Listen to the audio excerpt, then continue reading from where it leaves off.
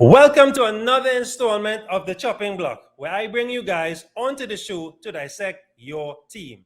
And in the hot seat, putting his team on the chopping block, all the way from Adelaide, Australia, just coming off doing a brilliant breakfast show on the most brilliant EDM station, Fresh 92.7, my mate, Johnny Wilson. Welcome to the show, Johnny.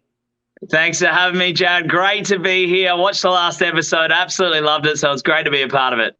Thank you very much, mate. Let's get into it. And also, please tell the people the team that you back, sir, please. Well, I can show you. That one right there. Oh, God. I'm going to edit that out in post, right? Die-hard Liverpool fan, of course. Of course. Again, people, you see the kind of friends I keep. I don't know. So let's go on with the show, please, Mr. Liverpool. So we have your team up on the screen. Explain to me your choices, sir. Let's go.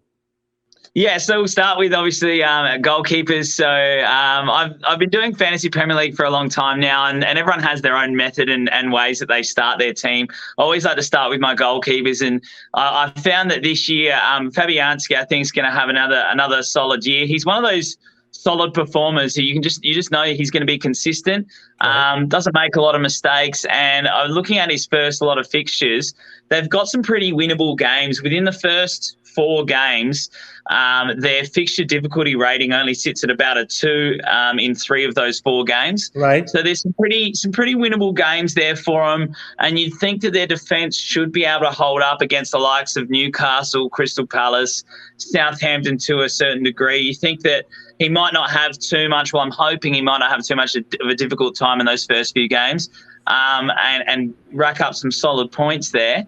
And then, with the lower teams, you're always likely to, you're more likely to concede penalties. I find that with the lower teams, so there's a chance for him to get a penalty save. And we know that with the keepers, if they're able to do that, pull that off, then that's some big points there. Points in the bag. Mm-hmm. Yeah, absolutely. You just want a guy that is going to play every week and he's going to be consistent. So, and I find it's always a little handier to have the lower teams as your goalkeeper, because they're going to be under pressure a little more, with shots and stopping shots and things like that. So that's why I picked Fabianski there. In terms of my backup keeper from Leicester, not from Leicester, from who have I got here? From Wolves, sorry, yes. Andreas Sondergaard. Look, he's probably not going to get a lot of game time this year. Right. That was purely based off the fact that I just wanted to get as a lower value signing as possible there, so that I can use some money elsewhere. Correct. If we look towards the defence, I play a 3 at the back system. Right. Now, I know a lot of people rate the 4 at the back, because with defenders, if they can get an assist, then it's big points. And we see the likes of, Trent Alexander-Arnold and Andy Robertson. Of course, I'm quite biased for those guys. They tend to rack up some big points in the seasons because they get down the wing. Liverpool like to play that overlapping fullback. They get down the wing a lot and they get a lot of assists. So I've gone with Trent Alexander-Arnold this year. He not only gets down the wing and overlaps, but he's a free kick taker for Liverpool. So I feel, and a corner taker as well. So I feel that there's a lot of value in that. Obviously, he's our probably the highest or most expensive defender in Fantasy Premier League, but he's one of those guys you just can't do without. He's going to rack up points. He will. I was really impressed with James last year from Chelsea as well. Yes. I thought he has a bit of a similar style of play to him. He likes to overlap and get forward. I don't know how you saw him last year, Jared, but I know as an Arsenal supporter, it can be hard to admit that Chelsea players are okay sometimes. But I thought James had a good season. Yes, he did. And I think if he improves on his end product, he could be very dangerous. Yeah, absolutely. And he wasn't. It wasn't a bad price for what he was, so I thought, we'll slot him in. And then, of course, Konate, the new signing for Liverpool, I had to chuck him in. He's looked pretty dangerous in the preseason games. He looks like a bit of a beast. I'm excited to see how he goes in the Premier League this season. Obviously, I think all Liverpool supporters are very excited for that signing, which is good. Our only real signing this season, which is a bit of a worry considering PSG have gone absolutely mad with their signings. Well, not even PSG, City. You got City. City are just shelling out. Like they're in a strip club, just shelling out money. Yeah. Yeah, it's crazy. It's crazy to think though that PSG got Lionel Messi for free this morning, and Man City are paying 100 million for Grealish. You know, so it's very interesting. That moves us into the midfield. I have picked Grealish. I picked him. I picked him before he moved to Man City, so he was in my team as an Aston Villa player. I think he's going to have a big year, Jared. Yes. I think he's going to have an absolutely huge year. So he's pretty hard to not have in your team at this point. Maddison from Leicester, fantastic year last year when he was fit. And I think if he can have an injury-free season, he's going to have a belter of a year too. Correct. I think he looks good. Sarr, an excellent player, had a great year in the championship last year. For sure. For Watford. So I think that he's going to have a big season. It's his chance, I think, this year. I think this is his proper chance to prove to a big Premier League side that they should shell out some money for him. Yes. So I'm looking forward for him. He was a good cheap buy in the midfield too, I thought. So that was a good one to get. Another one before I go to the man from Liverpool, of course, that we all know about. Havertz, Kai Havertz. Did you watch the Champions League final, Jared? Yes, of course. Yeah. He was incredible. Yeah. He's finally living up to a bit of that price tag, isn't he? Yes. He peaked in the end, but at least we saw a proper glimpse of him. Yes. I think he's going to start. Another one that I think is going to start to come really good. I find that for a lot of players, and correct me if I'm wrong here, but I find that for a lot of players, coming into the Premier League, first season it can be a bit of a struggle. Rarely do players set the league on fire in their first season. They might have a good season here, they might have a good game here and there, but I think especially for the age of Kai Havertz and the price tag that he was bought for, there was a lot of pressure there for that kid. I think this year we'll start to see the value of his signing come through for Chelsea, which is a bit of a danger for you, mate, being an Arsenal fan. I don't think you're going to like that too much, Jared. What's it going to do? What can you do?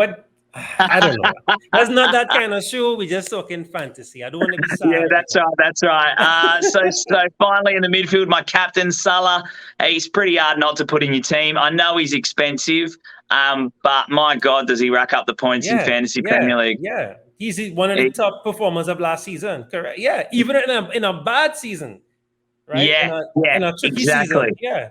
Exactly. So you kind of think he's probably going to be scoring regular points, and so that's why he's slotted in there as my captain. I've got as my strikers up here. I've got Wood, who I think is a guy that can pop up and just knock in the odd goal. No matter what the game situation is, Burnley could lose, and this guy can still knock in a goal, and that's the kind of striker that you want. He doesn't command a high price. He's pretty reasonable, like affordable. And I think he's that danger man that can just pop up. Even if they lose 4-1, he's likely to score that one. You know what I mean? Correct. So that's why I've slotted him in there. Ollie Watkins, of course, he's going to be leading the line for England one day. He is a superstar. They reckon he's 75% chance of playing the first game, which worries me a little bit. But that's why I've got Bamford on the bench for Leeds as my backup there. Now, Leeds have a couple of tough games to start the season. They've got Man U away, Everton at home, but then they play Burnley away, which I expect him to get some points there. So he can come off the bench for that game. Then they've got Liverpool at home. It's going to be tough. But after that, they have a run of about 5 or 6 games that are very, very winnable, and I expect him to go into a bit of a purple patch and start scoring consistently, and that's when I'll look to move him from the bench and maybe either lose Wood or Watkins depending on the fixtures that are coming up. But that's sort of where I'm thinking for that. In terms of my other 2 bench players, Navarro and Reed, cheap buys. That's what it is, guys. It's all about those cheap buys. I'm not a guy that uses my bench too much. I always try and get value out of my starting 11 and try and build my team around that and look to get as much value, especially out of that midfield, because, you know, those midfielders, they pop up and score a goal. That's big points. Correct. I must say, I like what's the word I'm looking for? The diversity in your team, in the sense of the points and the kind of players that you pick. Wood is a brilliant shout. Brilliant. I cannot poke holes in this team, really. Even if I wanted to for banter's sake, because Sarr, Brilliant. I think, and you see, these kind of teams, I like these kind of guys because, again, these guys are fighting for survival as the Yeah, season begins, yeah, right? So yeah, they are going to work hard. And as you rightfully said, even if Burnley lose 4-2, word is going to be in the end of those goals, either assisting or scoring. yeah, 100%, Lee 100%. Bamford, great pick. And to me, I think the only thing I would say is that it's the other way around for Leeds. When Leeds are playing a big team, I think that is the time to Yeah, invest in Leeds players because because of Bielsa's tactics. Bielsa has these guys going at 100 for the whole 90. And I think yeah. that game on the weekend, that Man U game is going to be a tasty game. I think Leeds are gonna put it all out on the field, and Bamford might be on amongst the goals. Let me see. I am quite satisfied actually with what I see here. This is this is the most diverse. I must say it has decent differentials in it because of the guys that people won't usually pick. I like the look of this team. Yeah, I think you'll have a good weekend. Yeah, I don't imagine too much tears, too much It'll frustration. be. I think that for me to like, obviously I've gone the bias with 3 Liverpool players. That was always going to happen. That's probably the only thing you can sort of look at there as a potential flaw in the plan. But I think it's funny. We every time we set up our teams for week 1 of the season, we go in thinking all these things from last year and the season, and then the most random player pops up and just starts killing it, and we go, "Why isn't he in my team?" It always happens like that. It's always hard to say before the season starts who's going to play well and what. This is my best guess. These players that's here. it. That's it. Yeah. That's the brilliance of this right now. We don't know anything. There's no form, nothing right now. There's nothing to go on. Right? Yeah. Yeah. Before I let you go, Johnny, thanks a lot for coming on. Before I let you go, you said you're doing this for years. What's one piece of advice you'll give the newbies, the noobs, the guys that are not too sure? What's one solid piece of advice you'll give them? I think it's important to not necessarily look at last season's points. A lot of people get caught up in looking at who performed well last season. It's worth doing a little bit of extra research, and the Premier League page actually has some fantastic articles on players to look at for this season, upcoming guys from the Championship as well. It's really good at looking at how a few players did last year in the Championship as opposed to in the Premier League. Because as you said, Jared, the teams that come up are essentially fighting for survival from their first game. So they're going to come out guns blazing. And we've seen it in the past. And I think it was a couple of seasons ago, Pookie came up for Norwich. Mm-hmm. And remember, he scored just for the first 6 games or something, was just scoring every game, and he became such a valuable asset for a fantasy Premier League side. The bonus of those Championship players as well is that they're going to be cheap to start off with. They're going to be really cheap additions to your team. So if you can find a couple of gems in those 3 sides that are coming up from the Championship, that can really set you off to a good start. Because as we know, once they start doing well, their value will increase. And if you've bought them for 4.5 and they end up being a 6.5, 7.5 player, then you've got all that money in the bank to then spend on another guy. You know what I mean? So the real value is in the 3 teams that are coming up from the Championship. If you can find a gun that just tears it up in the first few games, then you're onto a winner there.